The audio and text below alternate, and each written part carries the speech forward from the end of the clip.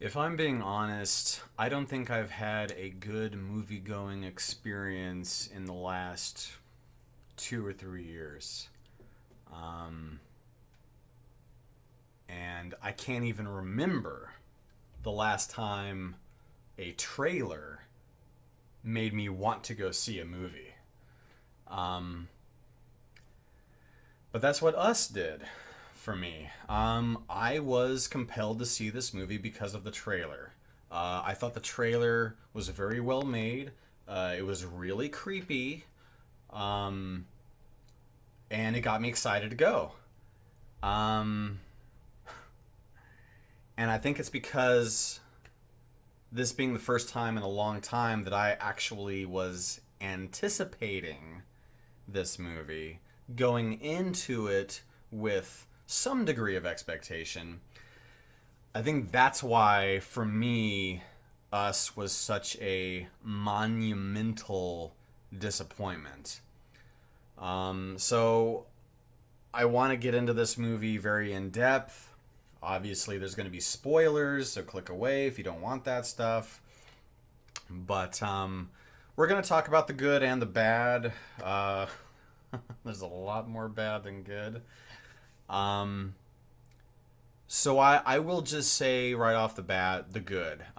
Jordan Peele is obviously, uh, on a technical level, very adept at creating creepy ambiance, for creating some degree of tension and creepy atmosphere.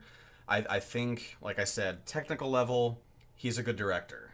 I think he's pretty good at being behind the camera. Another good thing, most of the performances, particularly Lupita Nyong'o. I think that's how you say her name. I'll just say Lupita from now on. uh, Great performance. My wife didn't agree. There's a thing that Lupita's doppelganger does with her voice that I thought was kind of creepy. Her inflections, some of the acting choices she makes with emphasis on certain parts of words.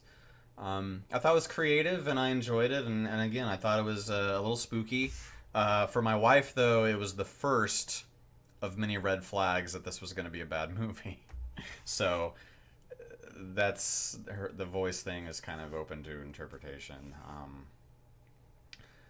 But and I liked some of the music. I'm a big fan of traditional old school orchestra scores. Thankfully, this the majority of the movie had this. A lot of violin strings in the moments that were supposed to be tense. Um, I think that's about it for positives, because basically the crux of the problem I have with this movie is the writing and the story. This is probably one of the dumbest plots I've witnessed in a film in a very long time. Um, this is a problem, and the point of this channel isn't a movie review channel, so I kind of want to get into why the plot is a problem. And I think this comes down to wanting to be way too literal with your symbolism and your social commentary, instead of just making it somewhat allegorical for the audience to interpret. You take a character with personal problems, the audience can glean meaning from that and apply it to their own personal lives. Instead of trusting the audience to do that, you need to be literal with social problems. So it can't just be a personal problem for your characters. It needs to be a nationwide problem. It needs to be a global problem. So that's one of my issues with the plot, is that I went into this hoping that, I mean, the antagonists of the film are shown in the trailer. It's them. It's they're copies. They're doppelgangers. Okay, obviously, this being a psychological horror, as it's being called, this is going to be a movie about them tackling their personal demons. Literally. They are literally looking at the enemy, and it is them. This is going to be a psychological, personal demon kind of a story. It was not. So, let's get into the plot here. So, I should mention also in the positives, the creepy moments that were in the trailer were kind of creepy. The bad part of that is that those are the only creepy moments. Obviously, that wasn't intentional on Jordan Peele's part. There were other moments later in the movie that I think were supposed to be scary, but because of the plot revealing more of itself as it went along, it became less scary for me and for my wife and my mother. We all hated this movie. So, okay, plot. Not delaying it any further. In 1986, Lupita, as a child, I think she's like 9 or 10 years old, something like that. They don't say. But as a child, she's at a Santa Cruz beach, and she wanders off from her parents, and wanders into a hall of mirrors, and that's where she meets her doppelganger for the first time. Cut. Go to the present. Okay. And this is part of the problem with the story here. So we're introduced to this family. It takes a while to set it up. It takes a while to meet the doppelgangers at that house scene, which construes of 100% of the trailer. So we get to know this family. This family almost has no problems to speak of. No real problems. Okay. For starters, they have a vacation house near a lake in Santa Cruz. Okay. Just for context, I think you can get like a studio-sized condo for hundreds of thousands of dollars. Okay, so this family's pretty well off. Their only friends in the movie is a white couple who is slightly more well off than them. They have a slightly better car, a slightly better house. But this family that we're following in this movie is doing pretty good. They don't say what their occupations are, but they can afford a vacation house near a lake in Santa Cruz. They don't really have a lot of personal problems. The father maybe jokes around a little too much, doesn't take things seriously enough, although there's not enough to be serious about in this setup portion of the movie. The daughter is, maybe I don't want to do track and field anymore. And the son sucks at magic tricks. Okay, so that's the extent of this family's problems. Lupita is dealing with some PTSD issues from when she had that incident as a child, which we are going to revisit at the end, because there's a twist that makes a lot of things not make sense anymore. The twist is almost just to kind of explain a plot hole, almost. So Lupita kind of has PTSD, although it doesn't seem to ever come up because her family doesn't even know about this. Her husband is unaware of this event when she was a child. So it only comes up after they've visited the Santa Cruz, that same beach when she was a kid. So once they visit the beach, it triggers her enough to finally tell her husband about this event.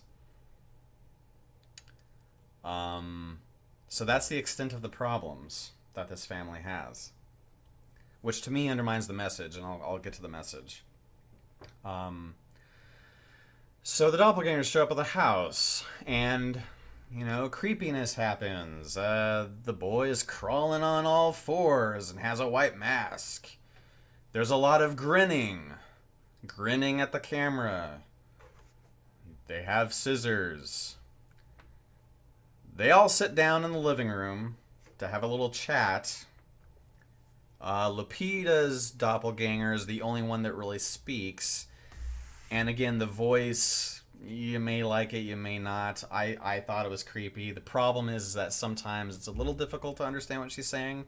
And when they have this chat, she gets into this really in-depth, exposition-laden speech. And it was very difficult for me to maintain concentration. I kind of drifted off for a moment. It did snap me right back once she was starting to reveal the point. She's getting to like her life and symbolism and stuff, or something.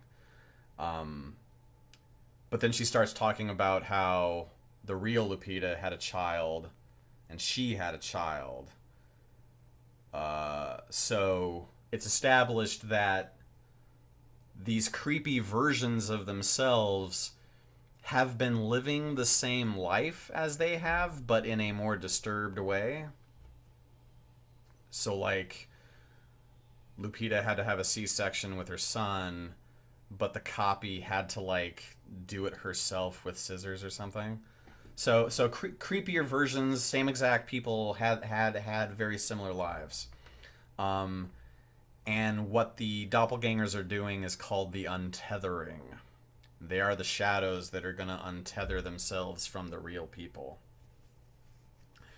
So they get moderately terrorized for a little bit. The father limps out of the house. I just have to get off my chest right now. I am absolutely sick to death of, for some reason, these writers are unable to write a strong, empowered female character unless they emasculate and make the man a complete and utter wimp, fool, comic relief retard. The father in this movie is completely useless. He does kill his doppelganger, but it's incidentally, and he's just there for jokes. He's there to take a back seat. Lupita's even like, "You don't make decisions anymore," Puh! And goes off to be the bad. It's just weird for me that in order for her character to be strong and cool, they need to make the dad a fool. And we see it all the time. It's a weird phenomenon, but maybe that's a video for another day. So anyways, they're able to get away from this duplicate family fairly easily. That not much is really done to them. The dad does have his leg hit by a baseball bat, but they get away. And then we cut to the friends that we met on the beach, and they're terrible people. They have a lousy marriage. They dismiss the concerns of their kids. Oh, they have doppelgangers too. And they're killing them immediately. They show up, boom, stab, stab, stab, they're all dead. I'm like, okay. Weird. Not in a good way. That's... If these clones are eager to kill their normal versions, why did they not kill the family, the Lupita's family? So anyway, they go to the house, they find this out, they try to kill the doppelgangers, and they succeed, and in a really obnoxious scene where they have to have the song, that song "Fuck the Police" on full blast.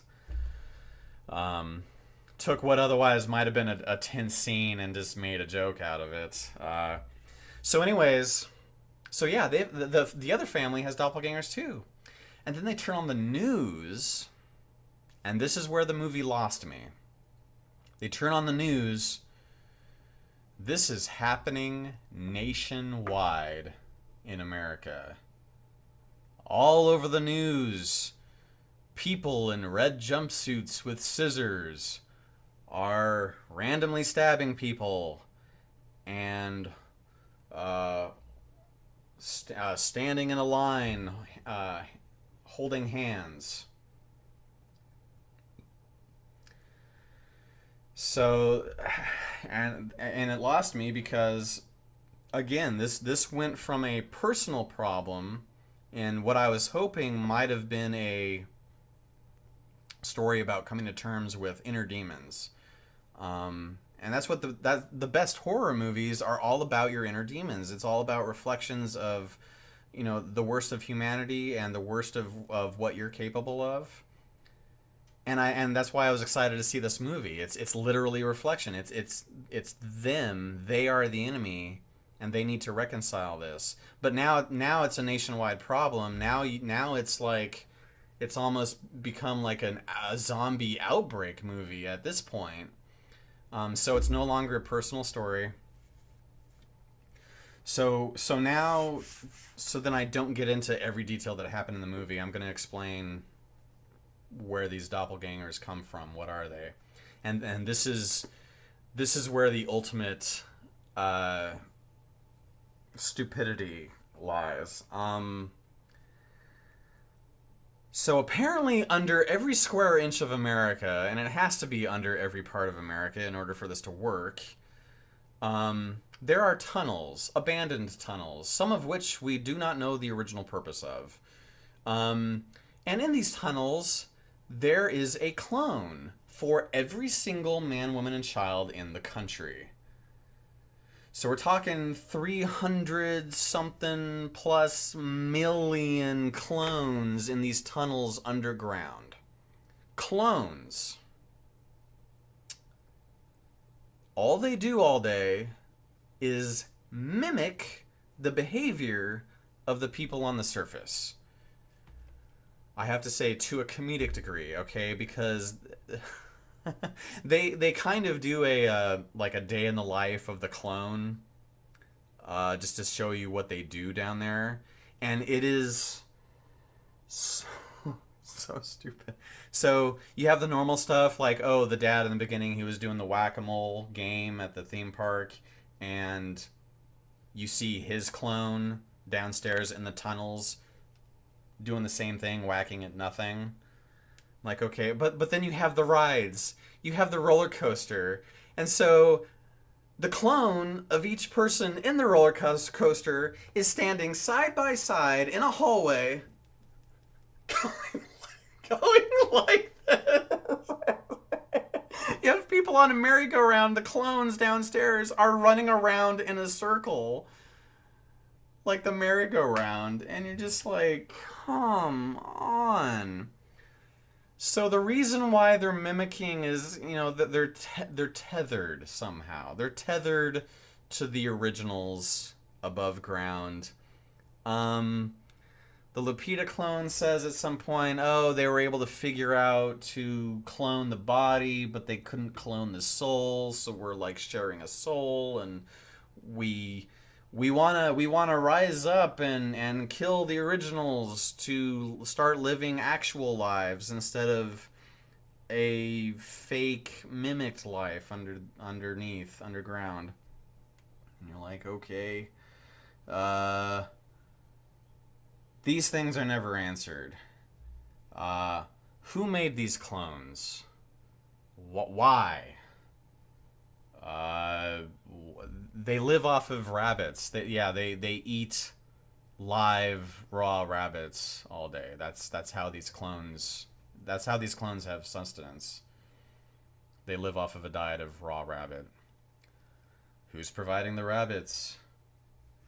And this is the big problem. Okay, they're tethered.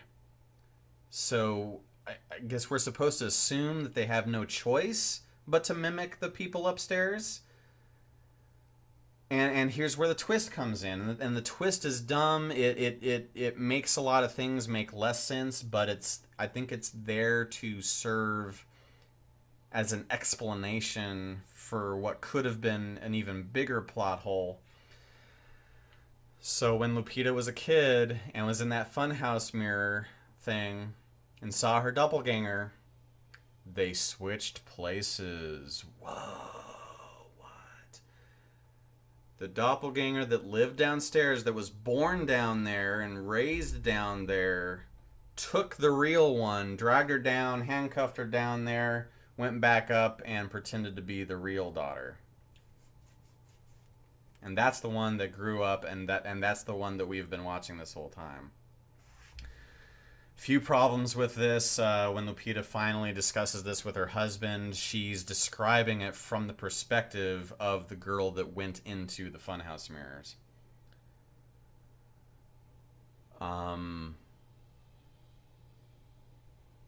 and so so the original who's downstairs, she's been brought up as a normal person, but so it's like that's the only reason why she has the weird voice, is to mask the fact that she's normal for the audience.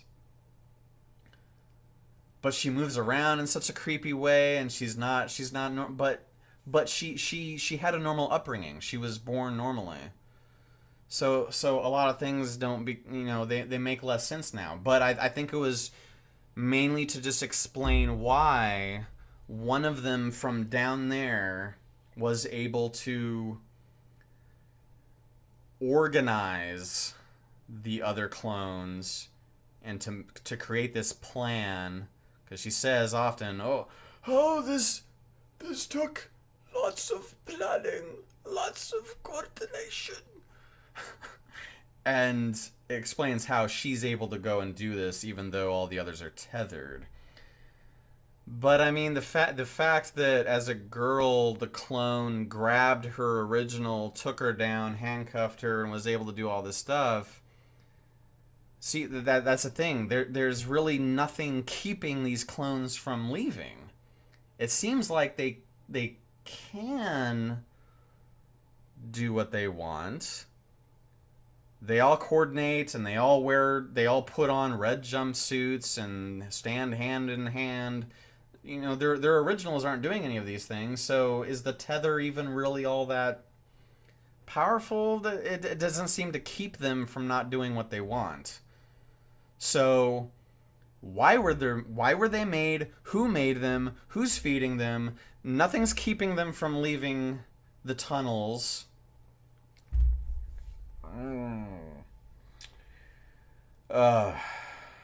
It's just, this was it was painful to sit through, I have to say. And the other big thing too is that the scares pretty much stopped once they left the house. What the entire trailer is, all the freaky, scary moments were in that house in the trailer.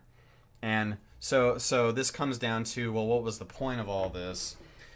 And I think my problem with Jordan Peele is that he fancies himself as a filmmaker who wants to raise questions in the audience's mind. He wants to get them thinking about important social issues, which is what Get Out was, and Get Out was even way more blatantly specifically about a thing. It's not hiding its intent, and that had a really dumb ending too. I did not care for that movie.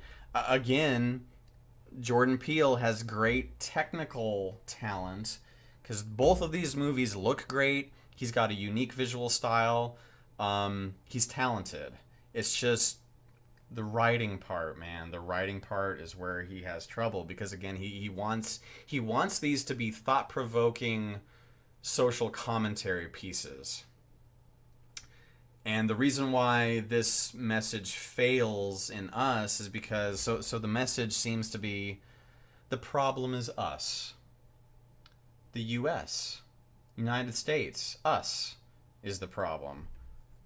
Okay, what's the problem? You haven't established the problem. Like I said earlier, this family almost has no problems to speak of. So it's not like the family can be allegorical to what's happening in America, because they have no problems. They're very well off. They can afford a beach house in Santa Cruz. So the problem is it just seems to be the point that, we just need to look at ourselves in the mirror and say to ourselves, we're the problem. Okay. That's not helpful. What is that? And this, so again, with going back to the problems with structure and creative choices, this is a problem where you really want to have symbolism. The daughter's wearing a shirt with a rabbit on it at one point, and oh, what do the rabbits? What do the rabbits symbolize? And oh, the holding hands in red across America. Here's the thing. There's probably some significance to that, and I haven't even brought up Jeremiah 11:11 that comes up frequently. Oh, I forgot about that part. In the trailer, they allude to this that this might be supernatural, right? Oh, these strange coincidences. The frisbee landed on the towel, and it lands perfectly on a circle. But the only other weird thing that happens is, oh, I looked at the clock and it was 11:11. Oh my god. Which references Jeremiah 11:11. It's a sign that a homeless person had in the beginning and shows up occasionally. And but there's nothing supernatural about this story, though. Why are those coincidences a thing? This is just a story about clones. These clones don't have any weird abilities. They are just like people. They behave really weird, but they don't have any special abilities. You can kill them easily just like a normal person. Which, by the way, how many of these freaking problems would be solved if somebody just had a gun? This story takes place, the whole point is that it's in America. This is the land of gun owners. Your enemy has nothing but scissors. Problem solved. I understand that this movie takes place in California and people aren't allowed to have guns, but still, I'm just like, all these horror movies, if people just had a freaking gun, the movie would be over. And that's probably why they don't even have them in there. So, yeah, so Jeremiah 11:11 keeps coming up. And so this is what the verse is. Therefore, this is what the Lord says. I will bring on them a disaster they cannot escape. Although they cry out to me, I will not listen to them. So, vagaries about we are the problem and we are bringing disaster upon ourselves and we're not going to be helped, I guess, until we recognize the problem within us, I guess. Very thought-provoking. So, yeah, obviously I really, really hated this movie. The vibe in the theater seemed to be that a lot of other people didn't necessarily like it either. There was a lot of grumbling as we left the theater and just a lot of heads shaking. And people on Twitter seemed to like it, though, but that's not surprising. There's a lot of, oh, this is so... What a weird mystery. I need to watch this again. There's so much going on. It's so crazy. What did I just see? Oh. It's nothing vaguely interesting. I would avoid this movie, maybe rent it, stream it, what have you, once it's available. You really don't have to see this movie. Yeah, those are my thoughts. Thanks for sitting through this rant. Hopefully I'll see you guys around in the next video. Have a good one. Bye.